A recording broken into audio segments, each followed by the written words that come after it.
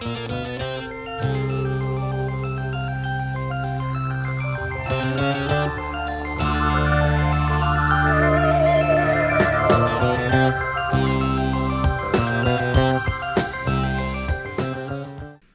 was a period when Mick Rogers was really into kind of sort of fusion music in a way, and really liked Frank Zappa.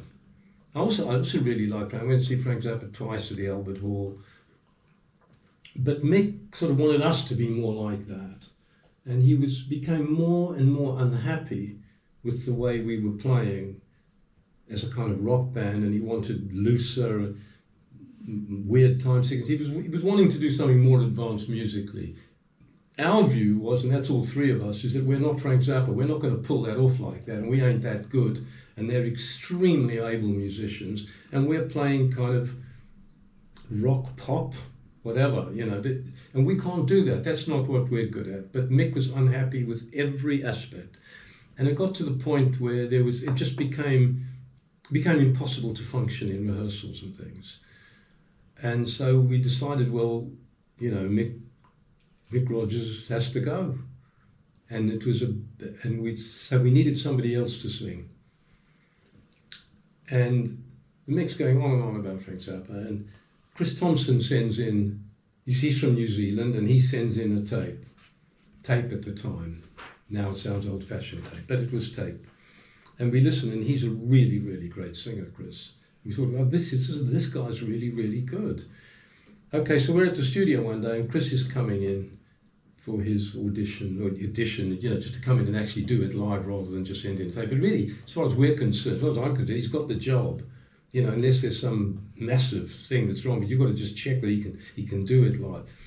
We open the door, and Chris, in the meantime, that morning is getting up and thinking, Manfred Mann, he's seen the Solar Fire album, it's all looking a bit sort of spiritual and a bit weird and some strange sounds and things.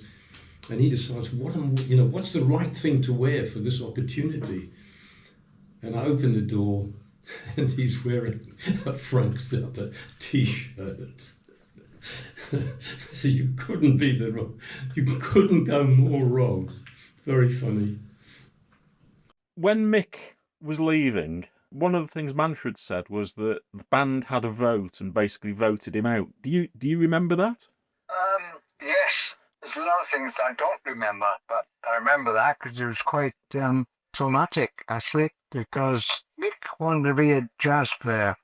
He wanted to be John McLaughlin, which is not quite. I mean, he's a jazz player, but you know, the albums he came out with, John McLaughlin, were incredible. And Mick wanted to do a John McLaughlin and be a jazz player, known as a jazz player. His heart just wasn't in his band at that time. We realised that, and it was a huge step for us, because, you know, you're losing your front man and the lead guitarist. So it was massive for the band. So yes, I do remember it.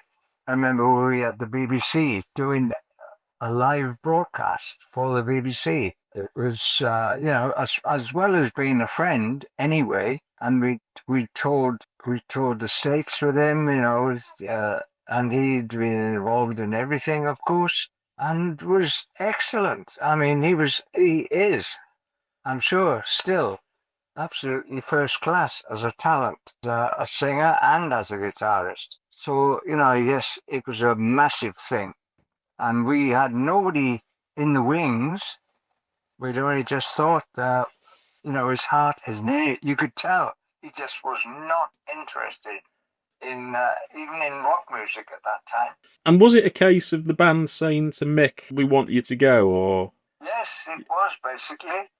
All of us together, three of us, said, you know, yes, he's going to walk anyway at some point, so we're going to do it when we got time to find somebody else. I think that was the whole idea. So did he fall or was he pushed? And very reluctantly, we decided to ask him to leave, because he just wasn't a member of the band anymore, really, mentally.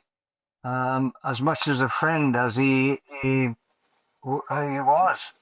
So you said it gave you time to look for replacements. When his job was advertised, were you basically just looking for another singer guitarist? Yes. Chris Thompson, we decided, because his voice is so great, and he played guitar, but he wasn't up to, you know, Mick's standard in any way, Mick Rogers' standard in any way.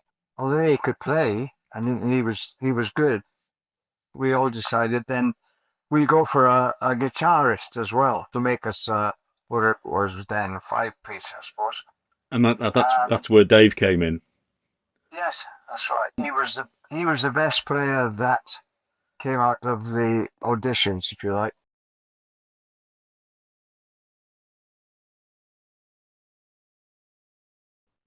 One day, an old pal from Aberdeen came down and he stayed with me for the weekend. And then he went down to South London. I was in North London. I was in Muswell Hill, Fry and Barnet, I think. And he went down to see another guy who was from art school from Aberdeen, who made jewelry. And when he went down to see him, he was making jewelry in the basement of the shop that was owned by Manfred's then wife. And she made sort of hippie type pottery kitchenware, but not your Walmart stuff. It was like handmade pottery and stuff like that. So and then my friend went and saw Dave down there, and Dave knew Manfred slightly and his wife obviously because he rented the shop, and he just found out that Mick Rogers had left the band. Oh. And so Dave said to Billy, "Oh," Billy said, "Oh, really?" He said, I've just spent the weekend with Dave Flett." And he said, "What, is Dave Flett in London?" Yeah. So he gave Manfred my number. And so I mean, there's another story to that. The story was that where I lived in London, I didn't have a phone. It was my next door neighbour had a phone. And so Harry Maloney, the then manager, apparently he was calling that number, and I was hitchhiking in Spain with my girlfriend. And I came back and I remember came back and I saw the Melody Maker, and it had the Nightingales and Bombers album cover on it. And I went, "Oh, well, I guess they've got the guitar player. Well, that's good." And then the phone rang again, and it was Harry Maloney. He said, "We've been trying to get in touch with you." So that was extremely fortunate, getting a gig like that and I didn't have a phone. Yeah. So that was that. So I went down, and there was one, two, I think there was a couple of additions, and then the third one was I went into the studio and played over a track that they'd done. So that was how I got in there.